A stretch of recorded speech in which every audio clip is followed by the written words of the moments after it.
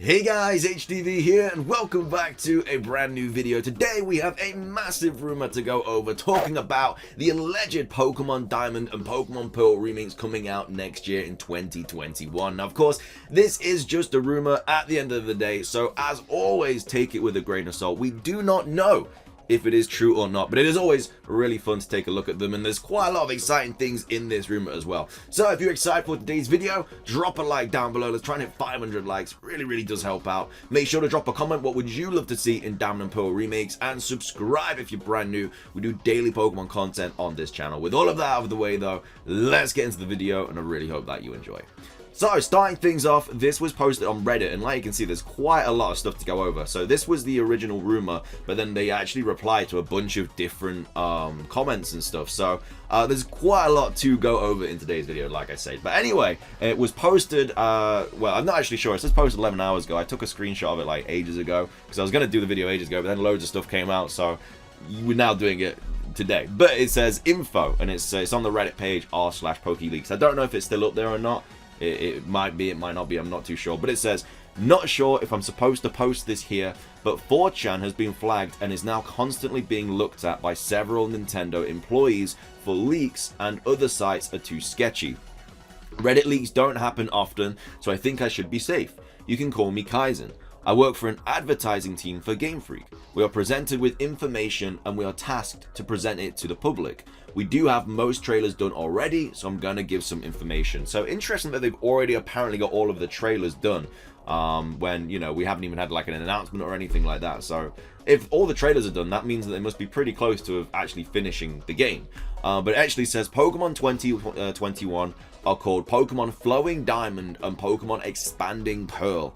So I guess that'd be like flowing through time and space, expanding time and space. They're both like words you would use to talk about time and space, basically. Pokemon 2021 will be revealed on April the 28th in a direct, but teased on February the 27th. So February 27th is, of course, Pokemon Day. So apparently they're going to tease it then, but there will actually be a full reveal for it on April the 28th. It says Pokemon FD and EP, which is obviously the Flowing Diamond and Expanding Pearl, are less of remakes and more of a remastered, as they take Pokemon Platinum's story and content and expand upon it. They change characters, the Pokedex, the story slightly, and add things like Sinnoh forms for Pokemon like Trapinch and Arcanine, and add Dynamax. See, this is the thing. Whenever they talk about them introducing like new forms into a remake, that's where it kind of just doesn't make sense for me, because it just wouldn't make sense, because those Pokemon would have already appeared in Sinnoh when we played through Diamond and Pearl and Platinum. So why would they now be getting a Sinnoh form unless something happens in the story to make that a thing? I don't see how there can be like new forms and stuff in a remake, because I don't think we got any like new forms, obviously, apart from like Mega Evolutions, and then we got like didn't get like any obviously Alolan or Galarian forms or anything like that in the Auraz remake. So then goes on to say the post game is centered around some quests with Peony to uncover the legendary and mythical Pokemon that live in Sinnoh. A post game story with Cynthia and Looker focused on Eternatus and explaining Dynamax in Sinnoh, and finally the Battle Frontier. I saw full camera control, which was originally supposed to be a thing in Pokemon Sword and Shield, but they scrapped it, and improved graphics in the gameplay that we were given. The release date is November 2021, but no exact date is given because of the virus and complications that it could bring. I'll probably be back soon for more information. Remember my name, Kaizen. Remember the name! So like I say, they posted that, it went on Reddit, and then people started replying to stuff. So they said, will Megas return?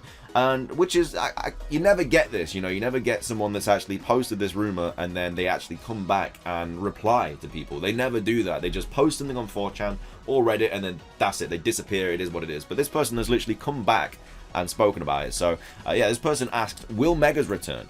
They were at one point considered. The reason they won't be returning is simply because a competitive scene with both Dynamax and Mega Evolution would be chaotic. I don't know much, but I've heard about a Mega Capri Blaze for Generation 9, I don't know what that is. Capri Blaze being a potential fire starter. I hear random names here and there, and I've heard that Mega Evolution is planned for Generation 9, but I won't find out until next year or so. For me, it would make much more sense for them to include Mega Evolution in Generation 4. There's a lot of Pokemon that could get a Mega Evolution in Gen 4, and Dynamaxing I think should just be a thing solely for Generation 8, to be fair. I don't think they should include Dynamaxing in any of the generations. So that's a pity. And any planned DLC for the remakes, and do the legendaries get any new forms? There is, but I have no details of it. How do you know? How would you know that? I haven't got any details about it. Interesting one. So that was the first question. Another question, they say, I'll buy contest, the underground resort area. Do those return? What about the global terminal? And what are we looking at in terms of wild area content? Are they addressing any of the issues that plagued Sword and Shield and pissed off many fans? Example, obviously the national decks. Contests are basically auras, but a bit better, and of course in the style of Platinum's contests. The underground is the exact same as the originals, which is really cool. You can invite up to 10 of your friends by creating a room. This room will have a code that matches your trainer ID in your trainer card. Your friends can input your trainer ID and connect to your underground. Same exact puzzle as the original underground. Super secret bases from auras appear with more furniture, and you can battle and trade directly in the underground, essentially replacing the YCOM as it was heavily criticized in Sword and Shield. But the only problem with that, though, is if you'd only be able to battle and trade with the 10 people in the underground, right? Because you've invited those in.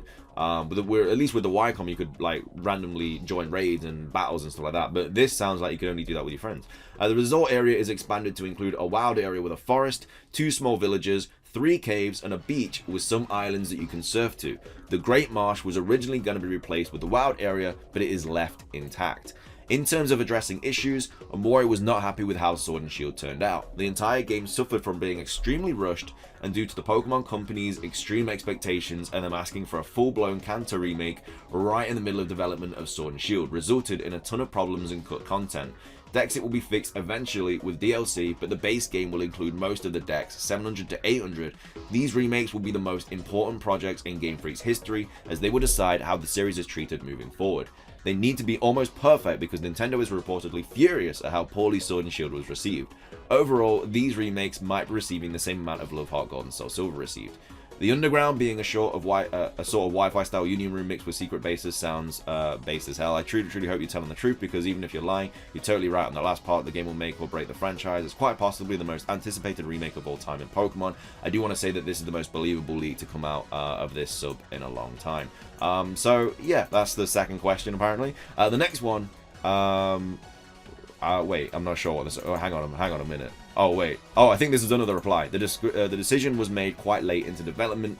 Game Freak has taken a very different approach to how they handle these titles. They announced how the Max Raid adventures worked in the Crown Tundra and took the criticism very seriously. They immediately started working on the new Underground. A lot of people don't realize that Game Freak works on features until just 2 or 3 months before release. Wait, so how big is this new wild area? What are we talking about? Is it as big as the base game wild area, or as big as the Crown Tundra wild area? Do they reply to this? They do. No, they don't. They don't reply to that. So we don't actually know anything about the wild area, if this is true anyway. How many more do we have left? We have this one. So it says Shot in the Dark, but it's worth asking anyways. Is there going to be a Battle Frontier proper? If not in the base game, would it be in any DLC planned for the game? Thanks for sharing. Hope you're correct in time. Yes, the Battle Frontier was the first thing worked on when the post-game development was started. It will have the original facilities and difficulty, but will have restricted sparring from Galar brought by Mustard on a trip to the region, and a Sinnoh World Tournament where you will be able to challenge all past leaders, rivals, champions, Elite Four members, and protagonists. As I have said before, these titles will be the single most important projects in franchise history, and the sheer amount of content they will have will surprise many fans of the franchise. Because they obviously would be doing it for the 25th anniversary, I think it would be really cool to see all of these past and present characters being the protagonists, the rivals, the champions, gym leaders, all just gathered together in one game to celebrate the 25th anniversary. I think it would be really cool. That's really great to hear. Thanks so much for sharing. One last thing. Are there any Sinonian forms for Pokemon past Generation 4? I'm really curious to see if they have given attention to Pokemon that weren't originally in the Gen 4 games to make them fit in slightly better. Synonym forms will actually focus mostly on Gen 5 and 6, with some Gen 7 and 8 mons sprinkled in, and 3 or 4 1 to 3 lines. Synonym forms weren't planned but suggested by Game Freak employees and immediately started being worked on. First time a decision this big is made by a group of people without much power over how the games turn out. The way he's responding to these comments, I feel like he's just making them up on the spot. I cannot believe it. I don't know why, but will there be a Pokemon collection? If so, then can you tell us what it will include? So they're talking about the Master Collection. The Pokemon 25th Collection, 1 Fire Red and Leaf Green, Heart Gold and Soul Silver, Omega Ruby and Alpha Sapphire, April 2021 release. So that's obviously all the remakes of Red and Blue, Gold and Silver, and Ruby and Sapphire. Then it says Pokemon 25th Collection 2, Black and White, X and Y, Ultra Sun and Ultra Moon, September 2021 release. So obviously Generation 4 isn't in there, but that is because we'd be getting the Generation 4 remix. Shockingly, this would make sense, but if this is true, I'd be super ultra sad that I can't get Ruby, Sapphire, and Emerald in their original forms, on the Switch I mean. So that's what they say. And then this person says, I can't wait to see what comes of this, but first, some questions. Are there any returning Galar characters? How many? Is Dyna/Gigantamax a core aspect in Sinnoh? How does that work since it's strictly a Galar thing? Exactly, someone telling us someone making sense. Character customization, following Pokemon, any new quality of life updates. It says all leaders, protagonists, rivals, as well as Mustard, Peony, Leon, and Olena. Eternatus is strongly connected to Arceus and the Creation Trio. Yes, following Mon's return. Character customization is limited, but still there, better online. So they don't really talk about the Dynamaxing and Gigantamax aspect. They just say Eternatus is strongly connected to Arceus and the Creation Trio, which, I don't know. I feel like that is just made up on the spot. I don't think, like, it's a really good, like, props, because it's a good, like, little rumor, you know. It sounds good. They reply to a lot of questions, and they seem to know what they're talking about. Something's just not clicking for me. I just cannot believe it. I don't know. It may be the Sinnoh forms. Maybe that's the part, or just I don't really know. I just cannot get my head around it. I'm not sure. I could see Mega Evolutions returning more than Dynamaxing and Gigantamax. I can't see that being a thing in the Sinnoh remakes, because they were never there in the first place. I know Mega Evolutions weren't in there as well, but it's just Mega Evolutions are a simple concept. Like, they can easily bring that into any region, whereas Dynamaxing and Gigantamaxing, like, the gyms have to be specifically designed for it, and there's a lot of other stuff that goes into it. And like I say, you're gonna need like Eternatus or something to be a part of it. I'm not sure about it. I don't believe it personally. I don't think I want it to be true either. I'd much rather Mega Evolutions than Dynamaxing. But you know, props to this guy, because they did like a massive job on like everything. But what do you guys think about it? Do you think it is true? Do you think it's false? Let me know in the comment section down below. I'd love to hear what you guys have to say. Make sure to drop a like. Let's try and hit 500. And of course, subscribe if you are brand new. We do daily Pokemon content on this channel. That's everything from me, though. Have a fantastic rest of your day. And until next time, peace.